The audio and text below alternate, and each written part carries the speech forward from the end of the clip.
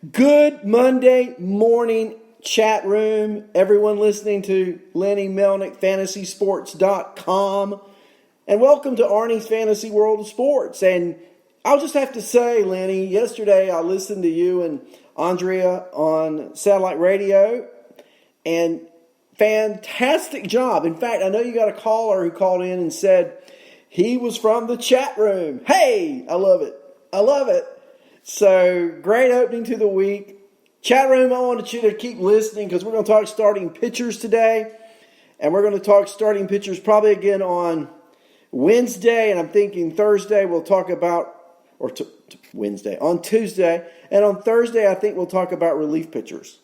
And then we will have covered all the positions. Today we're on tier 4. I love this tier because there's so much potential. And, of course, there's so much possibility for, well, not good, okay? So let's get started with the Tier 4. And I've got to start right off with one of Andrea's boys. Well, her main squeeze, if you will, in fantasy baseball. Cincinnati Reds starting pitcher, Trevor Bauer. Yeah, let's hear it for Trevor Bauer. Came over last summer. Big trade, surprise trade really, from Cleveland to Cincinnati. He struggled his first year with the Big Red Machine. He had a 4.479 ERA. He won 11 games. His ERA at home at Great American, almost 5, 4.843. On the road, though, 2.842. He struck out 11.1 batters at home. He struck out 10.2 batters on the road. Wow. So the strikeouts are there for Trevor.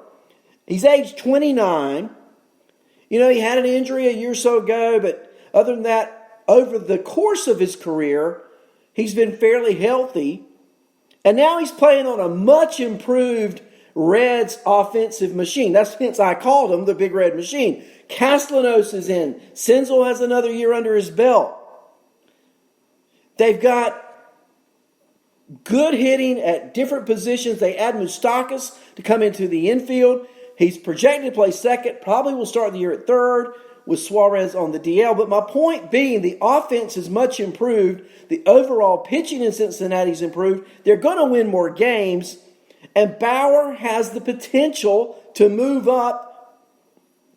And all of these tier 4s have the potential, every one of them, to be better than a tier 4. That's why I'm telling you, starting pitching, other than the top tier, I think is fairly level this year.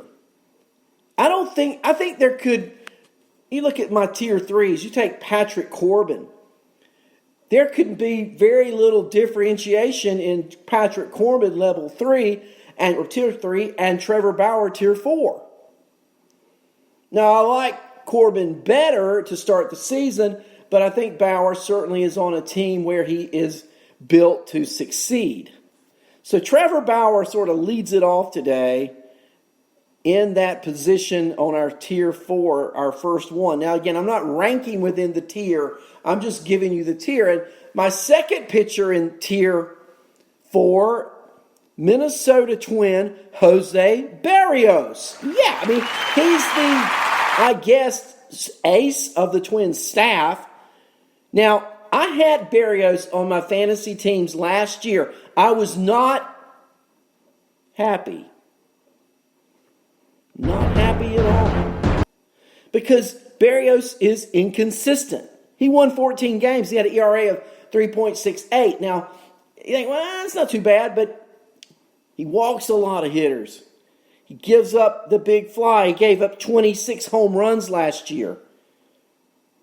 At home, he had a 3.514 ERA. On the road, a 3.845. He walked 51 batters and struck out 195. So around a 4-to-1 ratio. His K per 9, 8.3 at home, 9.2 on the road. I think Berrios, in watching him pitch last year, looked to me like he wasn't letting it really go, which concerned me on two counts. First of all, was it a lack of confidence? Second, could it have been some kind of injury? I don't know. But if you watched him, his motion is fluid. I just think he should strike out more batters than he does. He's got that K put away kind of stuff. But he walks too many. His whip was 1.223. I don't think he's an ace. I think he's the ace of the Twins, but I don't think he's an ace relative to the league. Hence, he's in Tier 4. Chris Paddack. Now, you talk about some great upside. San Diego Padre, 24-year-old right-hander Chris Paddack. And I just go immediately to the K per 9, where he struck out 9.9 at home, 9.7 on the road, a whip at home of 0.859, a whip on the road of 1.076. And here's the big difference. On the road, he gave up 16 home runs, only 7 in his home park. His ERA a half a run higher on the road, 3.065 at home, 3.532 on the road. He walked twice as many batters on the road, 21-10. He's built for the home park. And so many of these pitchers are better at home. Of course, Paddack has a pitcher's home park kind of guy. They set him down at the end of the year. They were watching his innings. He threw 140. So what does he throw this year? 160, 170? If he does, you're going to get, 2 or 3 more starts out of him than you did last year? If San Diego goes out of the race, I can see them shutting him down. And here's my concern with Paddack then. It's not that he doesn't have the talent. It's not that he doesn't have the put-away stuff. It's that when you get to your fantasy playoffs, how relevant is Chris Paddack going to be? And I try to draft a team thinking about not only winning in the regular season, but also winning in the playoffs. If Paddack was a 200, 220 inning guy, he wouldn't be a Tier 4. That's where I'm going with this. But that's what makes him a Tier 4 for me, is the fact that he is probably not going to be pitching the full season. I could see him getting days off, skip starts, those kind of things. He's got the talent. I just don't think he's going to get enough opportunity to elevate him to a higher tier, so hence he's in my 4th tier. So who's next? Okay, so let's take Flushing's own Noah Syndergaard. Can we do that? Syndergaard, all the talent in the world, pitches in a great pitcher's park. Last year at a 4.28 ERA. Just to me, Noah Syndergaard has never lived up to the hype. You know, he goes to the World Series, the year the Mets made the World Series, doesn't pitch well since. The year they made the big run, making it to the National League Championship Series, Syndergaard and DeGrom. But since that season, it's just not been the same. Let's take a look at some of his numbers, if you will. And so let's look at last year first, 2019. Again, at home, a pitcher's park. He had an ERA of 5.015. In 107 innings, he struck out 109. His K per 9, 9.1. His walk per 9, 2.8. On the road, 90 innings pitched, 93 strikeouts, an ERA of 3.4. He gave up 17 home runs at home last year, 7 on the road. Let's go back to 2015. Let's just take a look at the difference. His home ERA in 2016, 2.464. In 2016, his home ERA, 2.866. In 2017, his home ERA, you ready for this? 1.714 with a whip of .857 And then in 2018, in a home ERA of 2.872. So what I'm getting at is every year until 2019, he had a sub-3 ERA at Flushing. And then last year, his ERA bloats to 5.015. He's 27 years old. He should be in the prime of what should be a great career. Is last year an aberration? Is last year a sign of things to come?